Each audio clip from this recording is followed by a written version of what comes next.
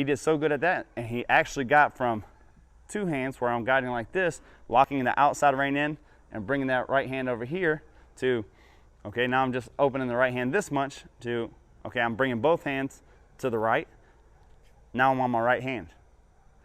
The thing that helps so much is he's really guiding off my legs. He's been through power of a circle, and he's already learning how to come off of that leg and go the direction that we're asking him to go, which is really going to help that process out. Make sure that you've been through power of a circle, and make sure in power of a circle that you're already setting this up. The video that you guys will see, move towards the void, which means move towards the open door when that leg comes off and move away from pressure, is constantly giving them the opportunity before they get pressured.